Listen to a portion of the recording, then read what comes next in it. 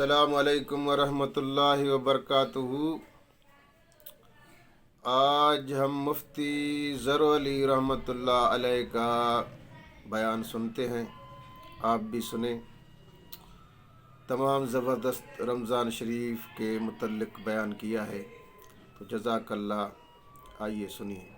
شہر رمضان الذي انزل فيه القرآن هدى للناس وبينات من الهدى والفرقان ومن شهد منكم الشهر فليصم ومن كان مريضا ولا سفر فعدة من أيام أخر يريد الله بكم اليسر ولا يريد بكم العسر ولتكملوا العدة ولتكبروا الله على ما هداكم ولعلكم تشكرون۔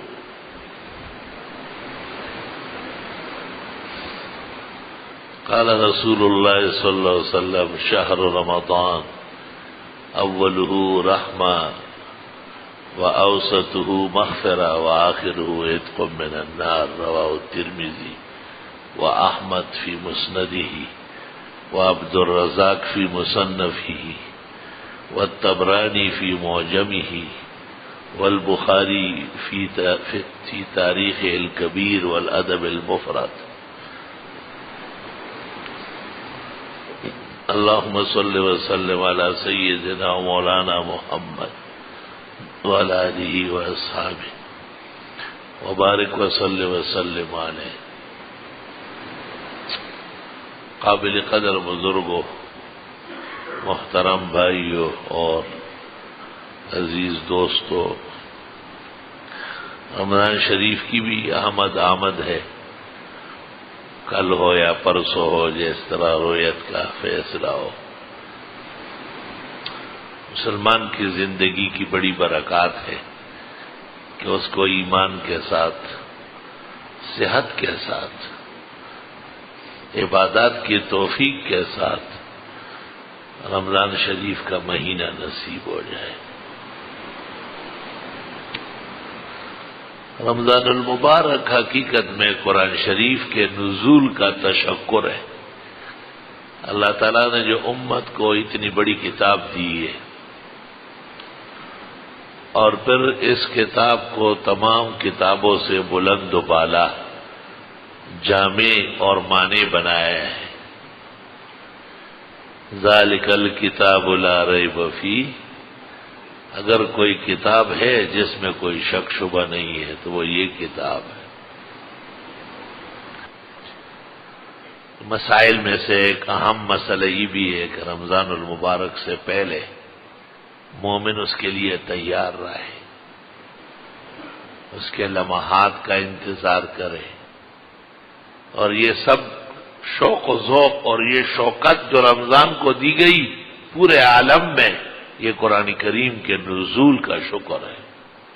شہر رمضان الذی انزل فیہ القرآن،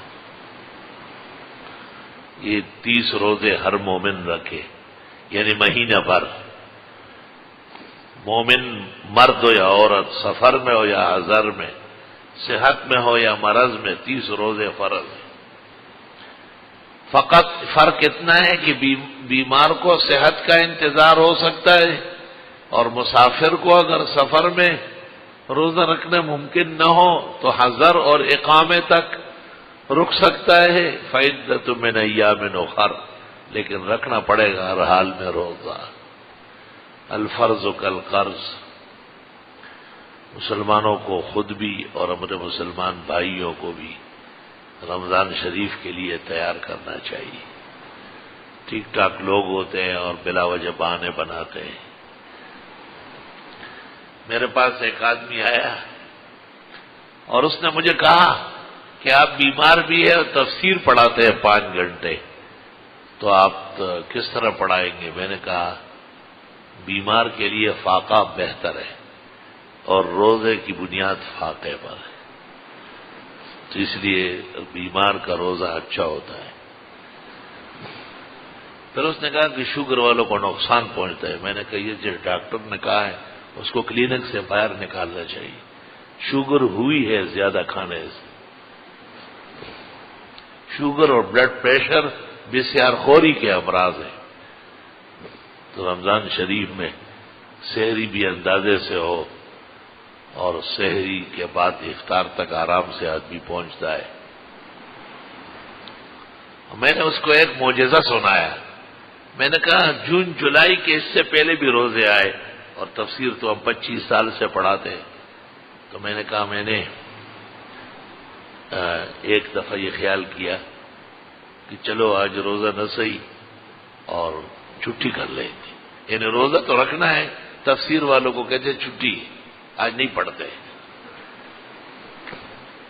کیونکہ جب میں آ رہا تھا تو منہ خشک تھا اور حلق کڑوا ہو چکا تھا. مجھے خیال یہ تھا کہ سحری میں پانی نہیں پیا، اور یہ تو بہت خطرناک بات ہے. جیسے لوگ شوگر والوں کو ڈراتے ہیں. ایک بہت بڑا آدمی ہے اور ہائی کورٹ کا سینئر جج ہے اور نیک آدمی ہے. وہ میرے پاس آیا اور اس نے مجھے کہا رمضان میں کوئی کام نہیں کرتا کیونکہ میں 25 اور 30 گلاس پانی سحری میں پیتا ہوں. میں نے اپنے ساتھیوں کو کہا، میں نے کہا وہ جج ہونا، ہائی کورٹ کا سینئر ہونا وہ اپنی جگہ کمال، مگر بے کمال لوگوں میں رہا ہے. اتنا پانی تو بھینس نہیں پی سکتی. یہ تو اتنے بھینس سے بھی 2 قدم آگے ہو گئے. ضرورت کیا ہے اس کی؟ 4-5 گلاس سے آدمی آرام سے رات تک ہوتا ہے. میں نے کہا بے کمال لوگوں کے ساتھ صحبت کیے، انہوں نے اس کو بالکل درندہ بنایا ہوا ہے. میں نے کہا بہتر یہ نہیں ہے جج صاحب کہ آپ کسی برتن پانی میں یا اپنے آپ کو فریج کے اندر ہی بند کر لیں، قصہ ختم ہو جائے. نہیں، کون کہتا ہے یہ کہ اس طرح روزہ فرض ہوتا ہے؟ خیر، جس وقت میرا حلق بھی کڑوا تھا اور منہ بھی خشک تھا، میں نے کہا کہ چلو جب یہاں تک آ ہی گئے تفسیر میں تو 1-2 رکوع پڑھ لو، اس کے بعد اعلان کر لو. جب اور تکلیف پڑ جائے گی تو اجر تو اللہ دے گا. لا الہ الا اللہ محمد الرسول اللہ مسجد کے پرقدس ماحول میں ہے. مجھے اندازہ نہیں ہوا 1 پارہ پورا ہونے لگا. سامنے میں نے دیکھا تو 1:10 ہو رہا ہے. صبح 8 بجے کا بیٹھا ہوا. یہ قرآن کا معجزہ ہے بالکل. تو اور رات تک مجھے پیاس نہیں ہوئی. قرآن خود شیرین کتاب ہے. اس لیے بزرگان دین رمضان شریف میں تلاوت زیادہ کرتے ہیں اور جج صاحب نے پانی کو زور دیا ہے 30 گلاس پیتے ہیں. ہوتا نہیں کوئی ایسا نہ ہو کہ وہ چھوٹا والا جس سے لوگ زمزم پیتے وہ گلاس. بعض لوگوں نے اس طرح روزے کو ایک بہو بلا بنایا، طوفان بنایا ہوا. روزہ ہماری زندگی کا ایک بہترین لمحہ ہے. ہم نے سال بھر 11 مہینے جو کھانے پینے میں بے احتیاطی کی،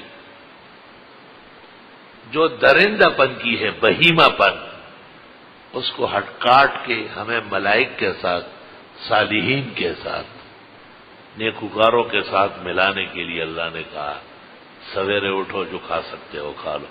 اتنا سویرے کون کھا سکتا ہے؟ کم کھاؤ، یہ مطلب ہے.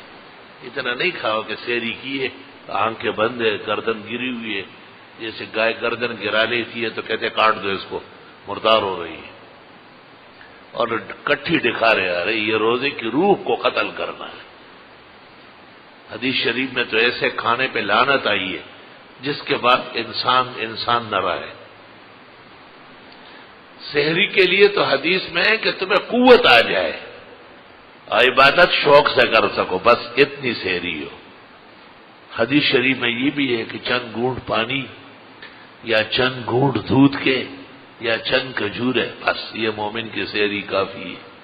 یہ نہیں کہ آپ اتنا کھائے کہ افطار کا وقت ہو جائے اور وہ سحری ہضم نہ ہوئی ہو. یہ تو آپ نے روزے کے مقصد کے بالکل خلاف کر لیے. تو روزے سے خوفزدہ ہونے کی ضرورت نہیں ہے، اور بیماروں کو خوشخبری دیتا ہوں کہ اللہ ان کو رمضان میں صحت زیادہ دے گا.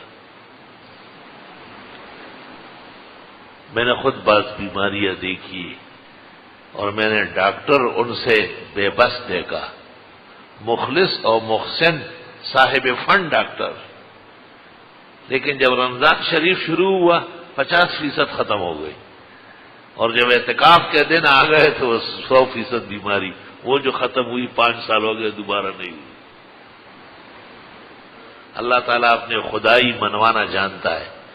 اللہ اپنے احکام کی فضیلت اور شرف مومنوں کو خوب سمجھانا جانتا ہے. مومن ایمان کے صلاحیت کے ساتھ رہے اور اپنے آپ کو سپرد خدا سمجھے، خدا کو احکام نہ سکھائے، اللہ سے سیکھے اور اللہ سے توفیق مانگے، انشاءاللہ تعالی یہ رمضان اللہ تعالی ہم سب کا گزشتہ رمضانوں سے بھی بہترین بنائے۔ اس میں خوب درس ہو، خوب تلاوت ہو، خوب عبادت ہو، خوب انفاق ہو، خوب سخاوت، جود و کرم ہو، اللہ اللہ ہو، اللہ سے خوب دعائیں مانگنی ہو، خوب بندگی پیش کرنی ہو، اور یہ رمضان صحت افزا ہو، کیونکہ رمضان میں روح اور ایمان کی طاقت بڑھتی ہے، اور اصل تو حیات روح کا نام ہے، حیات جسم کے موٹے ہونے کا نام نہیں۔ ڈاکٹر و طباء متفق ہے کہ انسانیت کے لیے موٹاپا خطرناک ہے، جانور کے لیے مفید ہے۔ بھینس موٹی ہو دودھ زیادہ دے گی، گائے اٹی کٹی ہو تو اس کا گوشت زبردست ہوگا، لیکن انسان اندازے سے ہو کہ اس کو اٹھنا بیٹھنا، کھانا پینا، جاگنا سونا وہ باندازہ ہو۔ اعتدال زندگی اللہ کی بڑی نعمتوں میں سے، اور اس اعتدال کی ایک مشق ہم سے رمضان شریف میں کرائی جاتی ہے، اس لیے سویرے اٹھاتے ہیں اور چند نوالے کھائے یا نہ کھائے، ہر شخص کی مرضی ہے، کوئی دودھ پیے، چائے پیے، جو بھی اللہ رزق عزت کا میسر فرمائے۔ فجر کی نماز جماعت سے کتنے لوگ پڑھ لیتے ہیں؟ وہ لوگ جن کو پورے سال بڑے سے بڑے خطبہ اور ائمہ بھی نہیں لا سکتے، رمضان کا الارم بجتے ہی مسجد معمور ہو جاتی ہے، سرسبز و شاداب ہو جاتی ہے۔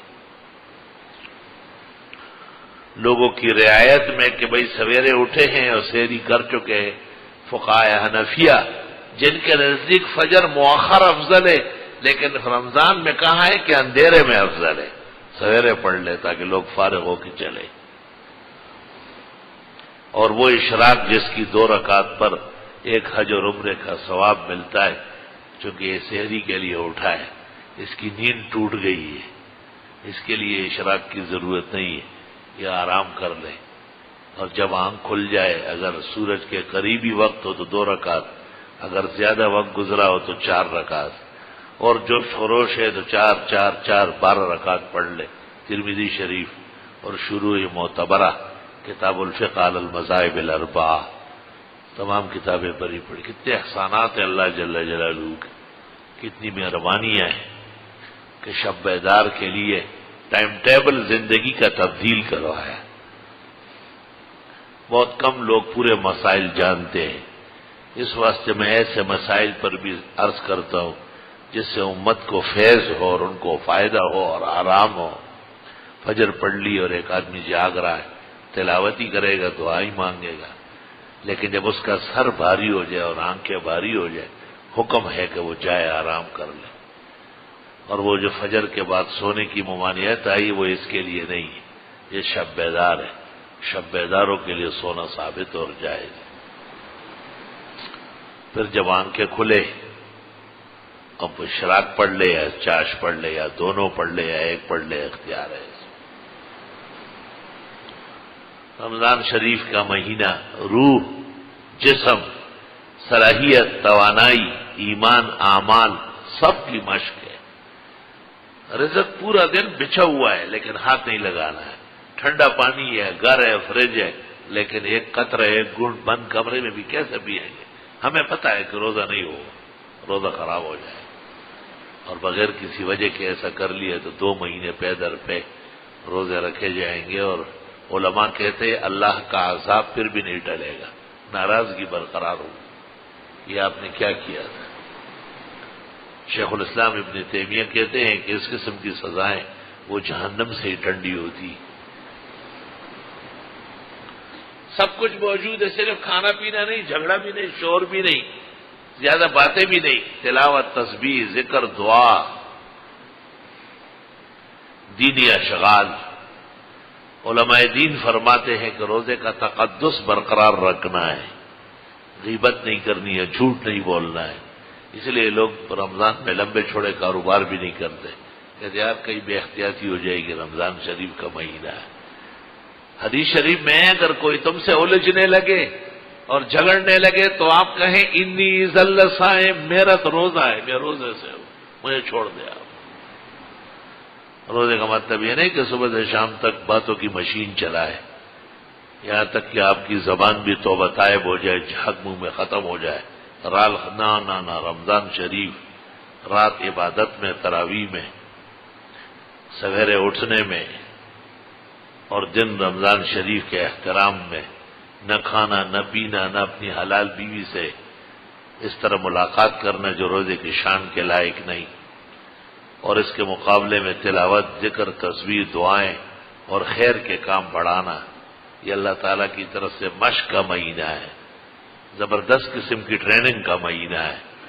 اس لیے جب رمضان شریف مکمل ہوتا ہے تو دن طاقت بڑھتی ہے کہ آج شب قدر ہے، آخری اشرا اعتکاف کا ہے، اپنے اپنے طرف سے فطرانے دے دو، عید پڑھنے لگ جاؤ، اللہ کا شکر بجا لاؤ کہ اتنا بڑا مہینہ، اتنا بڑا قرآن ہمیں سننے نصیب فرمایا، سمجھ پڑھنا نصیب فرمایا۔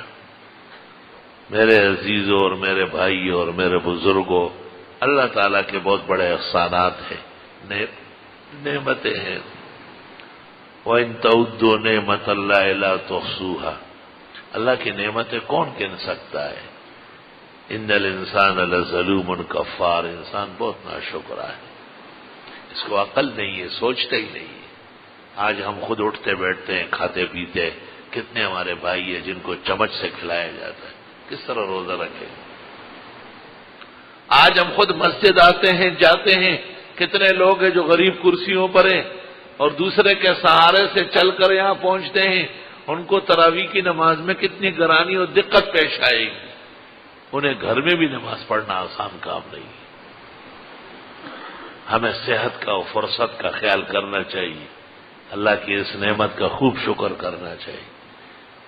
ہم جو دعا مانگے، جتنی دیر تک تلاوت کرے، جتنی دیر تک نوافل پڑھ لے، وطروں سے پہلے پہلے پوری رات کر سکتے، لیکن ایسے کتنے لوگ ہیں جو کروٹ نہیں بدل سکتے، جو رکوع سجود صحیح نہیں کر سکتے، جو قیام سے عاجز آ چکے ہیں، اور قسم قسم کی تکالیف اور رنج و الم کے وہ شکار ہیں۔ ان سب کے نقوش ذہن میں لا کے، تاکہ ہمیں اور آپ کو اپنی زندگی، اپنی صحت، اپنی توانائی، اپنی تندرستی، اس کے شکر کا خیال رہے۔ رب اوزعنی ان اشکر نعمتک التی انعمت علی وعلی والدی، خدایا ہمیں شکر کی توفیق دے، اور وہ یہ کہ ان اعمل صالحا ترضا، کہ ہم نیکیاں کریں آپ راضی ہو جائے، وادخلنی برحمتک فی عبادک الصالحین، ہمیں نیک لوگوں میں شمار فرما لیجیے، واصلح لی فی ذریتی، ہماری اولاد کو بھی نیک بنائے، انی تبت الیک، میں توبہ کرتا ہوں تیرے حضور، وانا من المؤمنین، میں آپ کے مسلمان بندوں میں سے ہوں۔ میرے بزرگوں، بھائی اور عزیزوں، گھروں میں بھی میری بہنوں کو، بیٹیوں کو، ماؤں کو اس درس کا خلاصہ سنائے، رمضان کی عظمت، تقدس، ضرورت، افادیت، مقامات کا نچوڑ سنائے، اور انہیں آگاہ کر لے کہ وہ بھی خوش و خرم رہے، اللہ تعالیٰ کے نعمتوں کا اور رمضان نصیب کرنے کا، صحت اور زندگی، آزادی و حریت، اپنا ملک اور وطن، اپنا گھر بار، یہ تمام نعمتیں اور خوش شکرانے کے مقامات ہیں۔ اللہ جل جلالہ عم نوالہ ہمارا یہ رمضان اور رمضانوں سے بھی بہترین بنائے، اور ہمیں اس میں پہلے سے بھی بڑھ کر عبادات، طاعات، شکرانے اور سپاس بجا لانے کی خوب توفیق رفیق فرمائے۔